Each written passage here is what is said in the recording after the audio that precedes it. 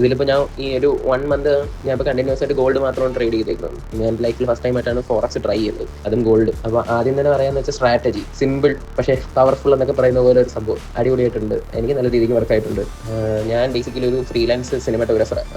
എൻ്റെ ഒരു ഫസ്റ്റ് ഒരു കൺസേൺ എന്ന് പറയുന്നത് എനിക്കൊരു ട്രേഡിംഗ് സിസ്റ്റം ഞാൻ ചെയ്യുമ്പോഴത്തേക്കും എനിക്ക് ഫ്രീ ആയിരിക്കണം എന്നുള്ളതായിരുന്നു എൻ്റെ മെയിൻ കൺസേൺ. അപ്പോൾ അതെനിക്ക് എന്തായാലും ഇപ്പോൾ അച്ചീവ് ചെയ്യാൻ പറ്റിയിട്ടുണ്ട് ബ്രോയുടെ സഹായത്തോടുകൂടി.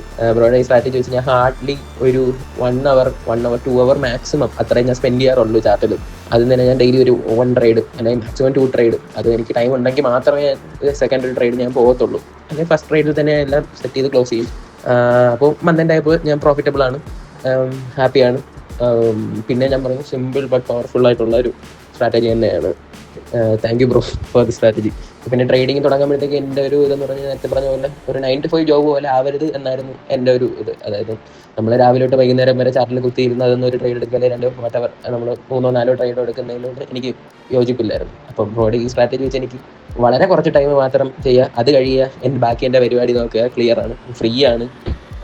അതും ഗോൾഡ് പോലൊരു ഇത്രയും വോളറ്റൈൽ ആയിട്ടുള്ള ഒരു മാർക്കറ്റിൽ നമുക്ക് അതും ആസ് എ ന്യൂ കമ്മർ ഞാൻ ഈ ഫസ്റ്റ് മന്തിൽ തന്നെ ഒരു പ്രോഫിറ്റ് ജനറേറ്റ് ചെയ്തു. അതും ഒരു ആവറേജ് ഒരു ഇന്ത്യയിൽ ഉണ്ടാക്കുന്ന ഒരാളിനെക്കാട്ടി അപ്പോൾ ആവറേജ് ആയിട്ടൊരു സാലറി മേക്ക് ചെയ്തെന്ന് പറയുന്നത് എന്നെ സംബന്ധിച്ചിടത്തോളം വലിയ കാര്യമാണ്.